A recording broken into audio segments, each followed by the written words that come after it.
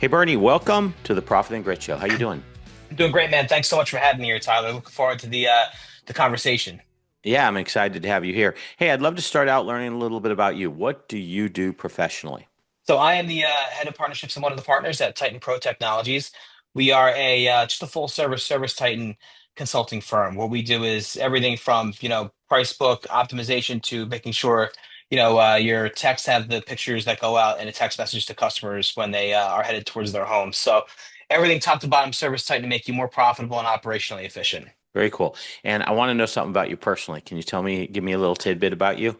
Yeah, I play a lot of instruments. I'm a jiu-jitsu purple belt and big hockey fan. So Wow. that's Wow. So yeah, you're hardcore, man. You've got yeah, it all covered, all the legit stuff. On yeah. your purple belt, how long have you been working to get up to purple? I've been getting my ass kicked for since 2021. Wow, So that's a long yeah, time to yeah, stick with it, man. yeah. It's fun. You can't. The problem is the older you get, the tougher it is to like find competitive teams to play on. And like if I wanted to play, beer league hockey or softball, a lot of times it starts at 7, hockey like 10 o'clock at night on a Tuesday. You can't really make it work. But jujitsu, I can do at 6 a.m. or 6 p.m. So I just was like, you know what? Let's start grappling at the age of 33. Yeah, well, you're a pretty young dude, so you got a lot of years to get to that top belt.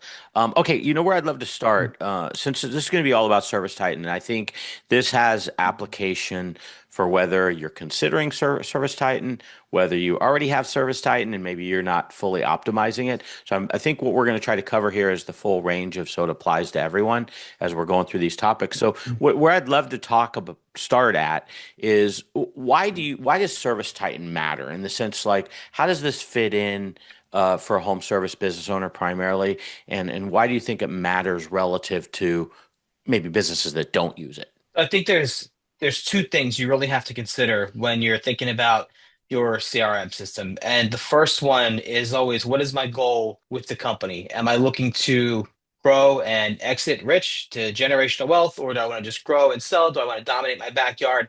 Whatever it is, if you want to get typically beyond that like 3 million mark for whatever reason, you're gonna want to be on Service Titan to be able to support that. And if you're looking to sell, it's because that's where the private equity firms that's they want to see. They want to see, your Service Titan is all buttoned up. You have all your data in there. Things are clean. The like Lance Bachman, who owns our company, could talk about that for days. In fact, he does. He does a lot of great classes on it. But that's number one. The second side of that is if you are looking to grow at all, you need a system that can support that growth with relative ease. And by ease, I mean, it can do the things that you need it to do from everything from like dispatching, accounting, payroll, all of it. You're going to need that one spot with minimal like plug and play and copy paste and holding things together with popsicle sticks. So that's the goal. No matter what, you need a handle in the company. Service Titan is what's going to help you get there. And one thing I want to add, you mentioned about if you want to sell, it's perfect for private equity. I know there's a lot of people out there that are listening and they're going to be like, well, I never want to sell because I hear this always with potential new clients. I don't know if I ever want to sell. It's a family business or whatever. Really, the mentality should be build a business that you can sell regardless of Yeah. what you're going to do because so many people change. It's sad. I've had many clients come to me over the years that never thought they were going to sell, and all of a sudden they got cancer, and they're like, "Oh my Yeah. gosh, I got to get out of here." I need to think about my life. How I want to keep my life together and preserve how long I can be on this earth, and so things change. Yeah, they do. Things change, and also there's the side of it where I've talked to so many guys that are like my age, maybe a little bit older, like mid 30s, like early 40s. They're in this family business. Their dad hands it to them or whatever, and it is just like a mess on the back end. Like things are, kind of in spreadsheets, and somebody's answering the phones. They're doing pen and paper still today. I had that conversation about a month ago. And they're like, listen, I want to, I have goals for this company, so I need a system that's going to help me get there. Service Titan's the answer. So even if you are looking to pass it down to your kids or to whoever else it might be, give it to them in like a nice box. That way they don't have to put a jigsaw puzzle together. Yeah, that's a wonderful point too. Is that transition, that legacy that people are creating can make the transition so much easier if the foundation is there. Yep, Yeah, that's a good one. for sure. Hey, what do you see is the most common mistake contractors make when they're onboarding with ServiceTitan? They buy shit they don't need and then they don't use it. Like a lot of the pro products. super useful. You should have the ones that are going to serve you. But a lot of times I get people that come to us and they're like, yeah, I have Marketing Pro, but I don't really, I don't use it. I don't really spend that much money on my marketing. Or they have, like a Price Book Pro and it's not really dialed in the way it needs to be. So they buy these products that they don't use. So when you get on ServiceTitan, make sure that you're having conversations with the person that's helping you onboard about what actually is going to serve your business, and have a plan for any products that you're going to plug on and add on. Like for example, if you're getting Marketing Pro, you should be spending a decent amount of money on your marketing and advertising so that you can have a good hold of what's happening there. And the flip side of that coin is people that don't get enough, right? Like maybe somebody has multi trucks and multi locations, a lot of techs, and they cover a pretty big area, but they're not using like the Dispatch Pro feature, which is a product that you can plug in that'll automatically send people to different places based on everything from their skills to, where the job is in proximity to where they are currently. So the pro products can be a little bit of a misstep sometimes for people, both in on the side of they're getting things they don't need, and on the side of they're not getting things that they should get because of if it's price or their scatter technology, whatever it is. How do you know, like every business is going to be a little bit different. So how do they know when they're getting sold something maybe that they don't need versus, I mean, what can they do to reduce that error of either not getting something they're not going to use, or getting something not getting something they're going to need? It's like when you buy anything, right? You're dealing with like a salesperson that probably wants to sell. I mean, Sure. I'm not saying anything bad about ServiceTitan, but people buy things they don't need sometimes.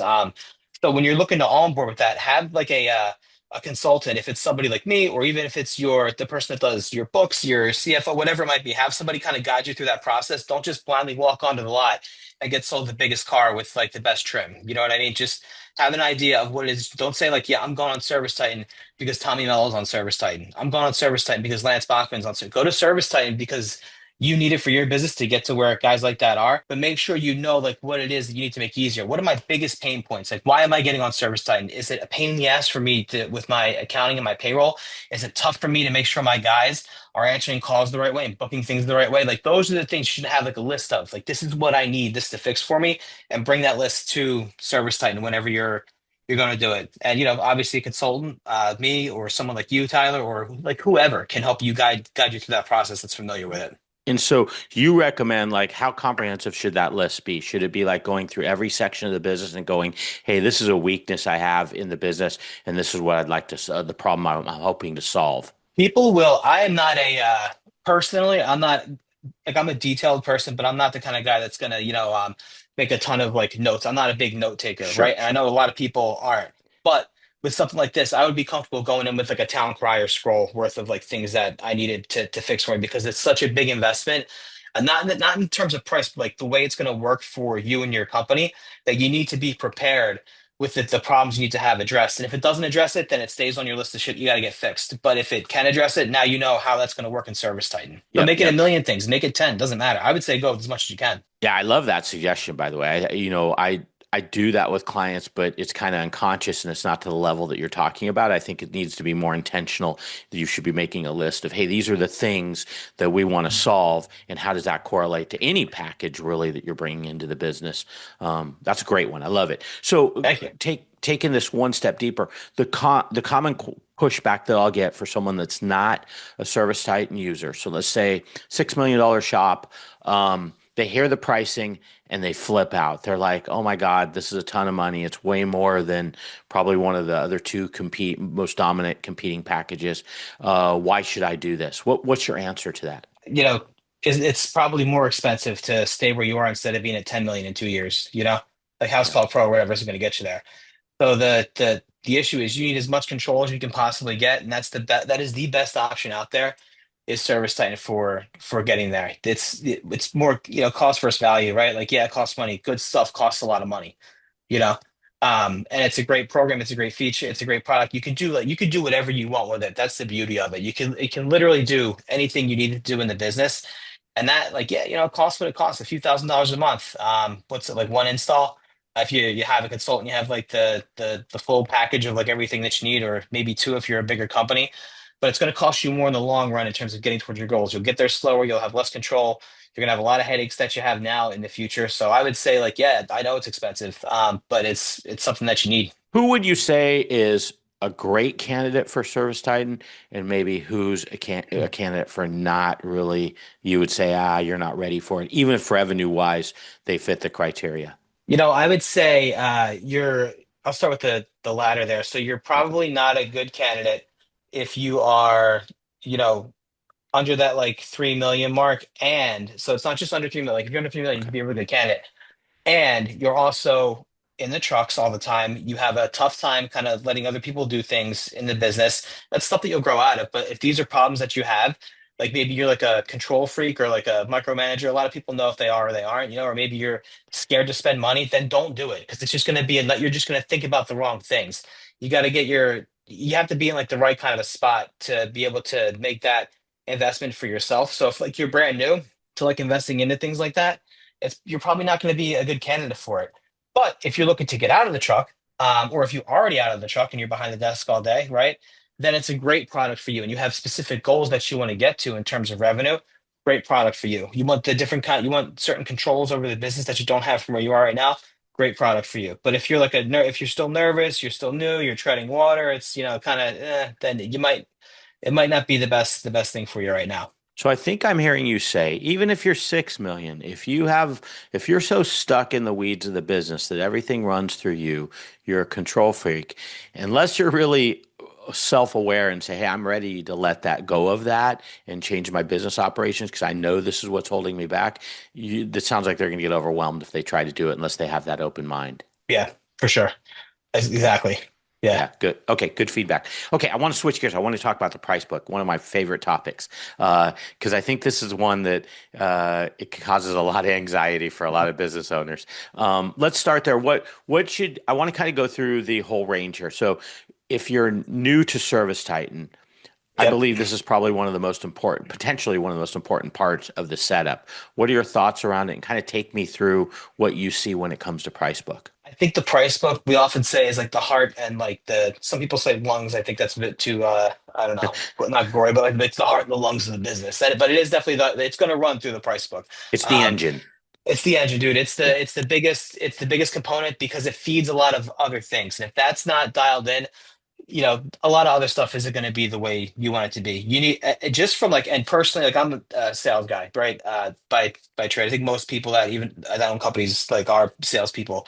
You need it to be as easy as possible for your guys in the field to be able to get new business, right, and to close new business. Your price book is dialed in, and you have the right, you have your right templates in there set up. You have your right packages set up for people to be able to sell in the field.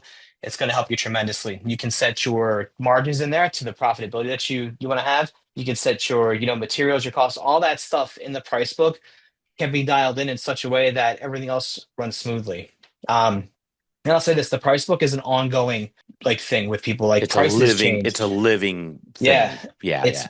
it's never like, okay, I'm done. We've done builds for people at that where we've taken it's like 90 days. We build a price book out, and it's great. People are like, holy shit, this is awesome, and they want to start changing things. So then they start adding stuff on, and add stuff on, and add stuff on. It's like the first question they always get is like, how long is it going to take to build out my price book? And my answer is always like, it'll be functional, in 30 days, right? In 60 days, you're going to love it. In 90 days, you're going to start having ideas.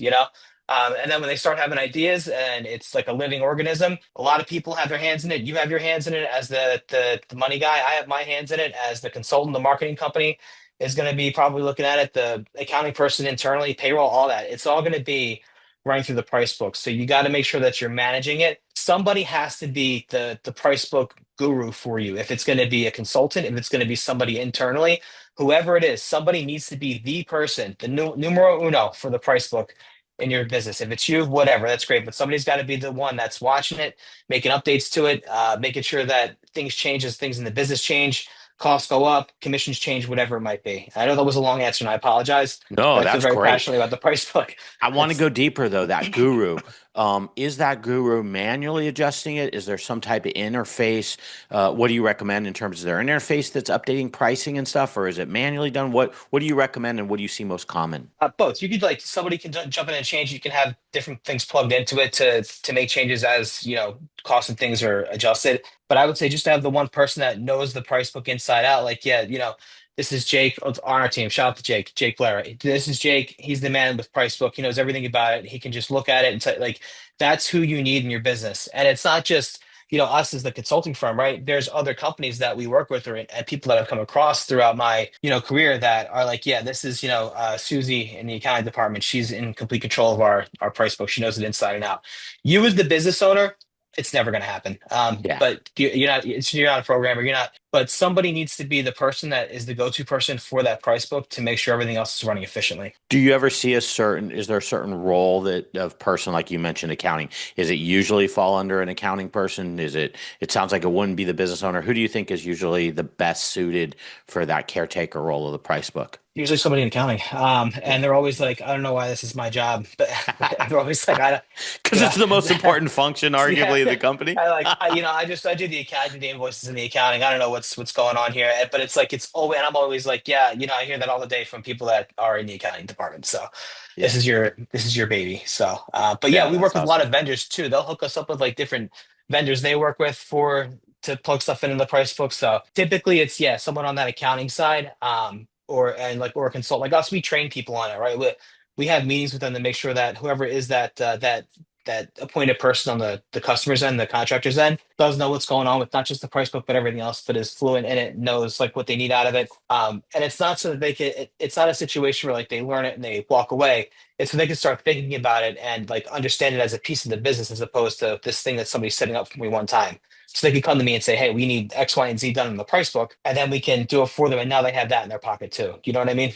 Yeah, totally. What do you like? Do you feel like the price book, is it more of like a flat fee pricing that you're instituting because you're building in like a certain margin? Is it more like dynamic pricing? Like, how would you articulate to someone that was new to a price book and ServiceTitan and how they're doing it? Yeah, I would say both, honestly. In Okay. any situation, yeah, like when it like the dynamic pricing, a lot like I I've seen people too set it up so that they know like what their margins are going to be on different things. So they want it built in that way. But the dynamic pricing is pretty much instituted everywhere, like across a lot of the price books that we do. So dynamic is very important, but I think the profitability is usually number one, right? When Yeah. when you say, Yeah, for sure. Yeah. I mean, having know your profit, but I think they're all feed off each other, right? If you're yeah, getting that dynamic pricing and then you're feeding through that data and you're keeping it current, what I see happen a lot of times is one of two things. To your point, like people either don't update their price book or they're not like modifying for changing times, and so that gets way out of control, or they want to keep it so neurotically up to date that I think it doesn't make sense. Like I don't, if there's some parts that need manually updated and they're very small parts, like I don't think you need to be like worrying. I think you can just like, hey, maybe there's like a 10% fluctuation between the pricing and that doesn't really matter. Like in the grand scheme of things, it's not going to have a big impact to the business. yeah, I agree. Yeah. Cool. Okay. Last thing on the pricing book. What any words of wisdom in terms of what people should be doing with their price book, or especially when they're starting out? Because I know a lot of times people are using some of the other packages. They don't have a price book. Like they're just like I have a client, literally, this is a true story. They look up pricing on a website at a vendor site every time they're trying to put a quote together, and they They don't just get it spend from the vendor. hours. Well, they go to the vendor site where the vendor has Oh, the okay. pricing, but they literally are looking up pieces for price changes. Now, we're changing that. In fact, they're going to be a future Service Titan customer. But my point is, a lot of these smaller shops that don't use tools like that and maybe use some of the other packages, they don't have a formal price book. Yeah. Yeah. So I'll say that the most important thing is obviously getting it right from the jump, right? But in tandem with that, you need to have like all your stuff like together. I was talking to somebody that we signed up the other day, and a lot of times people will do this where they'll hire someone on Fiverr to get all their PDFs together and like all the Uh, data from their 14,000 historical customers. Like the migration, that initial like migration is always like the biggest pain in the ass to get it kind of into Service Titan, and like they help you out the best that they can, Service Titan, but like it's a matter of like garbage in, garbage out in terms of yep. the things that you're bringing over. So you got to have your stuff together when you're going to build it out.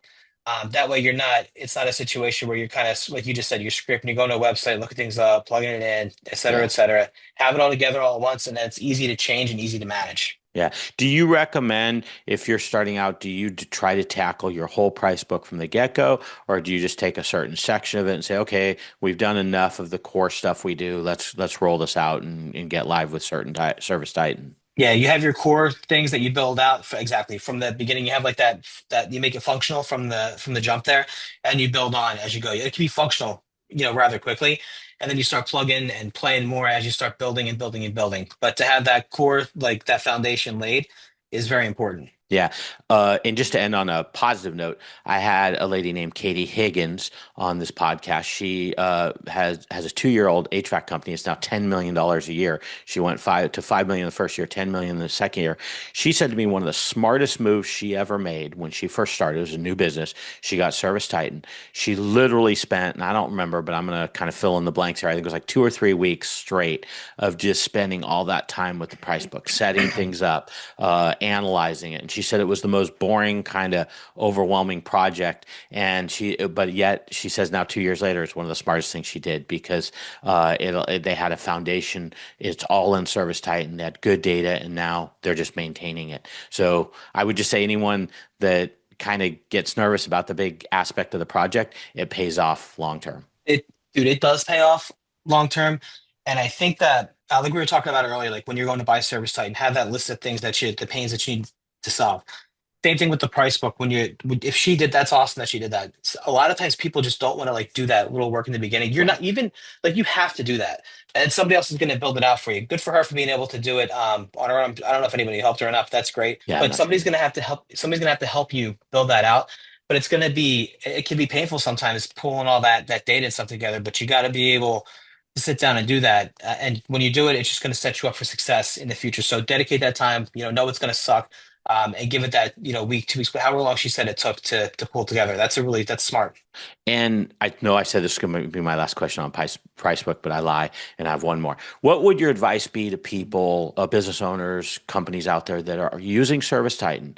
And I know there's people listening right now, and they're like, "Man, I know my price book sucks." How is there some way you guys integrate with already established users? Maybe that their price book isn't great, or maybe they need to increase the functionality of it so they can rely on it more and it can be more accurate. Any words of wisdom there before we move to the next topic? Yeah, just like get it working. Like you can hire me, you can hire whoever you want to do it. Somebody has to get that work. Once it's like coming for you, you're going to see a lot of different things start like functioning for the better in your service site and in the business. So whether it's ho humming about oh, I got to pay somebody to do it, I don't want to do that. Just bite the bullet and make it work for yourself because it's going to pay off long term. We actually started as a price book company at Titan Pro. We were building price books for people, and now we're like a full service consulting firm.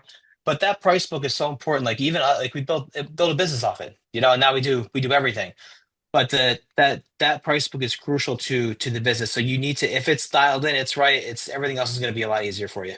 Do you guys as a company ever do like price book audits for companies? Like if someone were to come to you and say, "Hey, I'm kind of worried. We haven't been updating it," or whatever the issue is, do you ever do anything like that?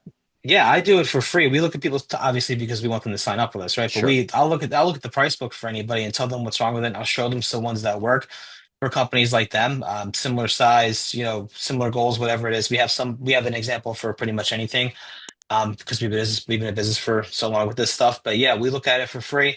And then we tell you, this is what we can do for you. Obviously, we don't just make the list and say, here you go, now you can Sure. go change it. But we'll tell you what's wrong with it and show you like what it could be. Yeah. What are the most common things, one or two things that you see that's wrong with it? Spec-based templates. So those kinds of the way it's all talking to each other is usually off. A lot of times people have trouble too with like commissions and stuff in there for Yeah. people. So like it's a lot of things, and it usually points back to a different problem if it's like really messed up. But that's typically what we see. Got it. Okay. I want to go into workflows, streamlining workflows. So let's talk about, owners oftentimes talk about bottlenecks where they're having problems in the workflow and the systems of their business. What are the first bottlenecks that you might look for in terms of a business, like as it relates to Service Titan? Is there anything that stands out? Yeah, I'm gonna pull one up here. I can't share my screen, but I'm gonna look at one and I'll tell you right now exactly. Okay, sure. Um, I looked at whenever we look at their service Titan, Yeah. the first thing that I always look at is that initial dashboard in the front where I could see like their total sales versus their completed revenue, right? So that total sales number should be bigger than the completed revenue number. And if it's not, then that means that there's some kind of there's a major workflow issue that's typically pointing back to the way it's being sold in the field, right?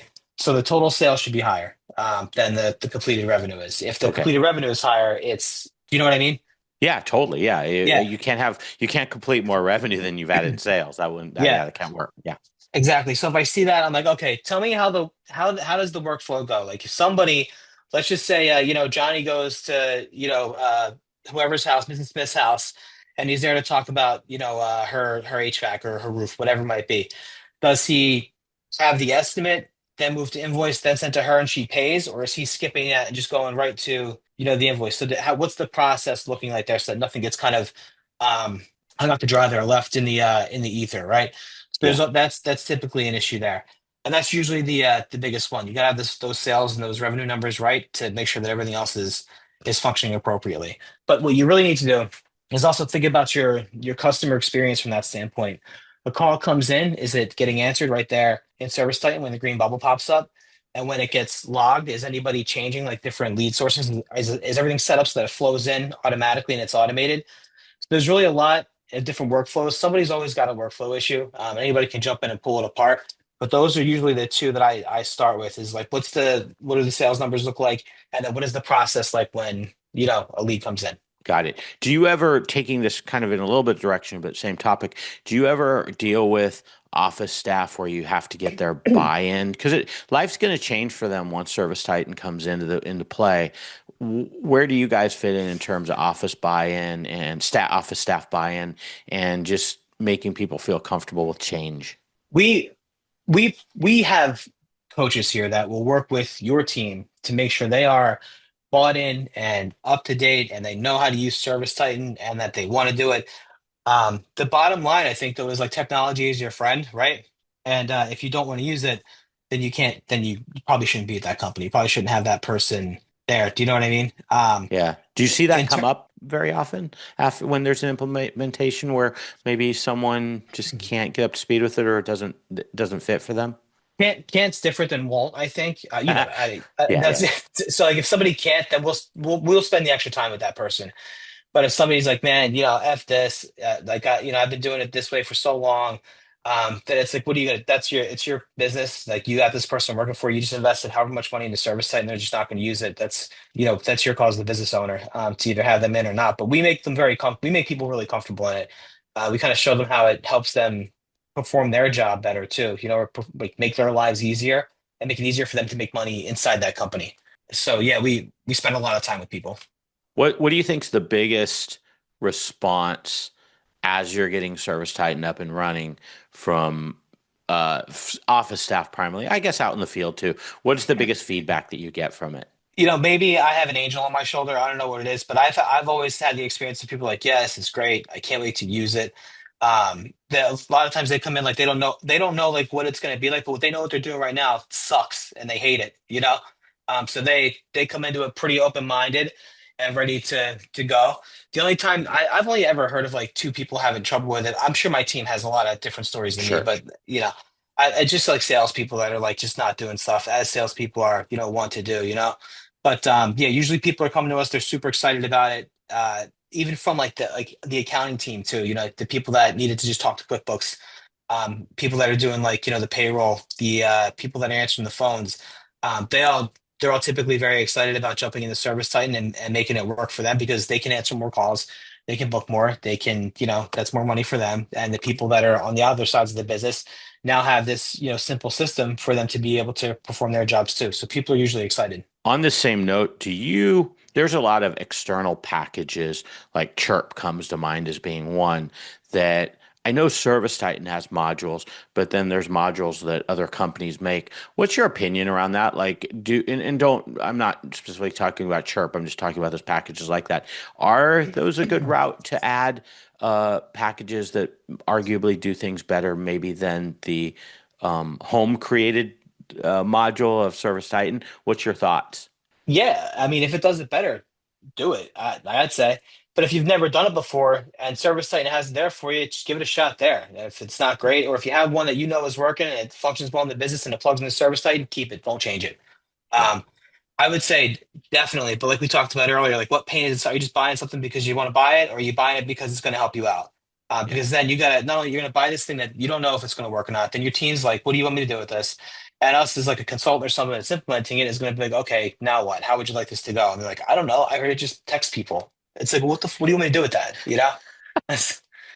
I got it. Okay. And I guess the last thing I'd just wrap up on this. Do you have a real world scenario recently? And obviously, don't say the company name, but what type of things are you typically coming into for people that don't use ServiceTitan? You're coming into their environment. What are the things you're seeing? Are they using some of the smaller packages that have limitations in terms of growth? Are there still companies that are trying to do things mostly manual or kind of hodgepodge together? Do you have like a real world example that you could recently ran into that kind of makes for a good story? Yeah, I had people call us sometimes and they think that we are Service Titan, and like Okay, fine, whatever. Like we'll send them to where Service Titan is. sure. But a lot of times they'll come to us with from a different CRM that isn't working for them. I like yesterday I talked to $100 million company with 4 locations. They just called in and they are using I think Paycor. I forget what it's called. I think it's I can't go Procore, but blank I here. might be wrong. Pro, Okay. yeah, Yeah. but they're using that, and it's you're just like, holy shit, how are you doing that? And I'm not exaggerating. I have sometimes where people come to me and they're like, yeah, I'm a house call pro. I'm doing 15 million. I'm like, what? You know? So it's kind of a situation where people come to us. It's like they've either held it together, so long with like paper, glue, and popsicle sticks that you like this is a miracle, or it's a situation where like they want to grow and they have like ideas about how they want to do it. But the most common one is like, yeah, so and so does it, and now I want to be like that. I want to do that too. So this is why I want Service Tank. Can you make this happen for me? And obviously the answer is yes. But the people that the one yesterday that I just told you about, the big company that was not on ServiceTitan was on a different system entirely, using spreadsheets, multiple locations, has people just like dispatching willy-nilly. It's kind of like, wow, man, that's crazy that you can do that. Yeah, yeah, that's a good story. Let's move into training. Is training something that you do once you get the system, you learn how to use it, and then you're done after a couple weeks or whatever after you start to use the system? Or is that an ongoing thing? What do you recommend around training? And this is particularly if it's a new user, obviously they're going to use training. If it's someone that's used the system for 2 or 3 years, should they still be getting training? Yeah, I think so. I think that we train like once a week. Well, Okay, we spend time with people once or twice a week in terms of like training. If it's new staff that's coming in, or if it's people that need to understand better how to use a certain aspect of the system, excuse me, or maybe you've done something else in the company independent of Service Titan completely that now you need to have in your Service Titan. Because as your companies, as they grow, as they change, everything in it changes, and it's got to be in Service Titan. So there's never any shortage of things to train on or things to implement in Service Titan for sure. I can tell you that. Um, yeah. but I know it's kind of tough for some people to wrap their heads around. But that's usually where the training and the ongoing stuff comes in is like the business changes, right? And you get different tools and you get different people and different staff. And your head CSR leaves, or somebody gets promoted, and now somebody else comes in. There's never any shortage of things to train on in Service Titan. What do you do when you do lose a critical function within your company and now you're bringing in a new person that unfortunately doesn't have certain service titan experience? How do you integrate that and mitigate some of the pain of that change? Well, we fill the void until that person's up to speed, and then we hand them the Wow. reins and move on to something else. Yeah, so that's no problem for us. But like in terms of like by fill the void, I mean like in making sure the data and everything stays together in service tight, and we can't jump in and start answering the phones for you. Sure. But that's no problem for us, and then it's easy for like it's not easy to hire, right? But when you do hire somebody, you kick them over to us. We'll have them to speed relatively quickly with how to use the system. Yeah. And one thing we didn't talk about, or at least I didn't use this term specifically, is not only just the system of Service Titan itself, but also the training. Everything has a component of ROI, right? Like in Mhm. terms of what's going to be my return on investment in that training, if done right, and you're getting your people up to speed and kind of following a consistent process, is going to give you ROI. Oh, ROI. There's just no way around it.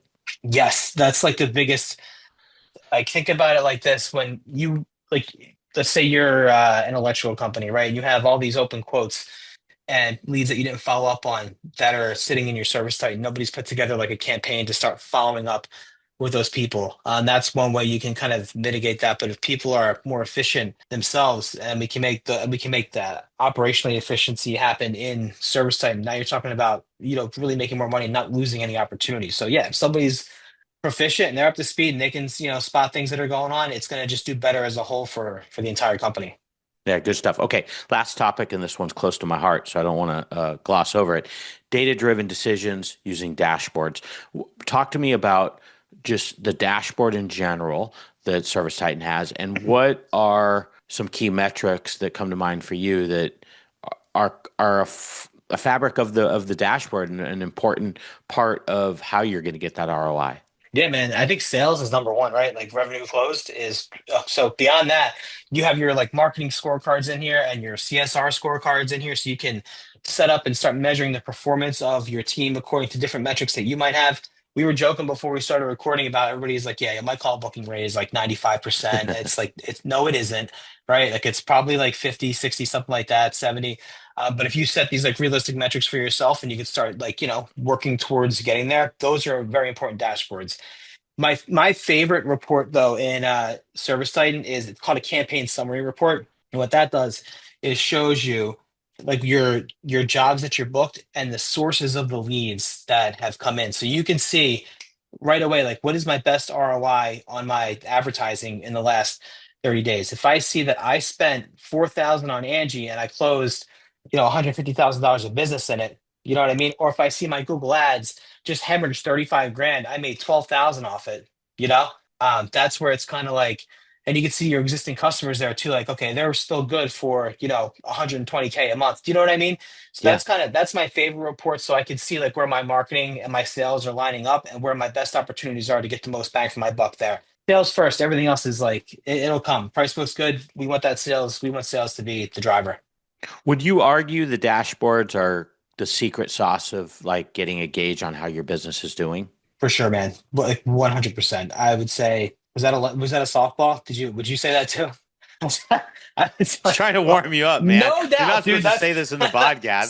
sorry. I'm teasing. I'm joking with you. Yeah, I love it. dude, for So, sure. so I would say basically, you're like, telling me I asked the dumbest question of this year in no, this no, podcast. no. I don't think it was the dumbest question. I was I'm like, holy teasing. I'm shit! teasing. Like, yes, 100%. I, and you can set it up for like we do custom dashboards for people too. Like you could do whatever you want in there. But I would say those dashboards and making sure that you're monitoring your metrics with like a goal in mind. Like, okay, I want to get to 10 million. My call booking rate from this source needs to be 75%. My CSRs need to look like this on their scorecards. And when you know like what your numbers need to be, and you can set it up in here to start measuring that and start working towards it. That's the sauce, man. Dude, 100% the dashboards and having control of those numbers is the secret sauce. The reason why, in all seriousness, a lot of I geek out so much on like dashboards because obviously numbers are something I really Yeah. love and have a passion for. But sometimes people that haven't driven their business by numbers, they don't understand that power or have appreciation for being able to get, assuming good data is going in, and this is a big comment, good data has to go in to get good data, good reports out, good data out. It's powerful, man. Like if you can just look, I just always just light up when I'm looking at a client's dashboard on ServiceTitan, regardless of what one it is, because it's just like powerful. Like when you're looking at good data and it's saying, hey, I've made $10,000 of sales today, and these are the reps that made sales for me today. These are the reps where deals fell down, or whatever that data might be. Man, have that in one spot is it's just overwhelmingly cool. It's great because you can like you ask somebody a question like you were saying, and they could just have the answer like right there. Like, all right, so you told me you know what you need to get to. What's Johnny's booking rate? How did your Google local service ads do last month? How much money did you spend on your marketing? Do you have email follow-up campaigns set up? Do you have text message campaigns set up to follow up with people with open quotes? So exactly like you said, having those dashboards and those numbers right at hand is going to help you think quicker and like be more efficient, make decisions. Yeah, love it, love it. Okay, so let's wrap up here. So a few things that I'm taking away from this. I think the number one thing is price book. That's probably what dominated most of this conversation. So I think, I got to lead by price book. It's cool that you guys actually focus in that area. That's how your business started, because I think it's just such an important thing. So price book, I'll say price book protects your profit. A good price Yeah. book protects your profit. That's number one. I would say the KPIs, knowing your numbers, dashboard, things like that, that's going to drive growth. And if you can get a dashboard, the whole concept around that is a simplification. It's all in one spot, easy to kind of take that data and then make decisions from it. And then I guess the last thing I would just say is use the right tool for your business. So, it could be ServiceTitan, but you may not be ready for ServiceTitan, depending on, maybe you're an owner that controls everything and you're not ready to let go. Maybe you're a little too small right now, but that's okay. You still can set the foundation. But that would be my last thing. Use the right tool for the right job, which I'm sure speaks to our audience really well. Yeah. And if I could add like a 3B onto that, Yeah, I would say don't, like, when you're buying tools, buy the right tool. Don't just buy something for the sake of it. Make sure it serves a purpose. that's a huge one. Yeah, I just shouldn't have glossed over that. Right tool. Yeah, don't over. We all do that too, because as consumers, I know I do. You get all the bells and whistles, you just want them all, Yeah. and it's a lot of money we're talking about. Yeah. I'm always like, why do I have that? Or and your service tenant, it's like, why do I'm paying how much for marketing if I don't use it? So Okay, awesome. So in terms of your links, we've obviously got titanprotechnologies.com. That's your company link. Then your LinkedIn is your first and last name with a bunch of digits. So I'll just say, look up. Do you want us to say what your LinkedIn is, or do you yeah, just I guess it's your first and last name? yeah, it's Bernie Ollila, BernieOllila. And people Okay. people can text me too. You can share my phone number. It's 609-891-9911. Shoot me a text and we'll set up some time. Okay. And then you want to also share your email address? Yeah, my email is BOLLILA at TitanProTechnologies.com. So my first initial last name at TitanProTechnologies.com.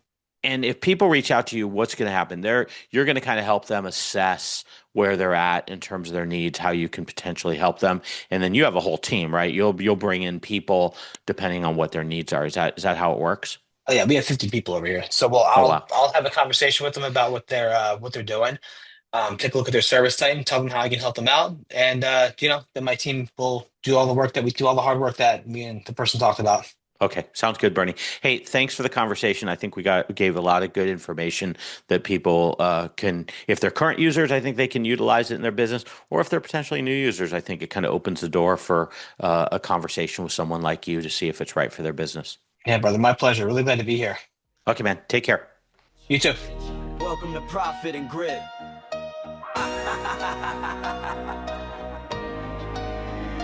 Failed, it's profit and grit, not luck and a wish. From the wrench to the spreadsheet, we're stacking our chips. Slow season hits, man, we tighten the ship. It's the blue collar way we build, not dip.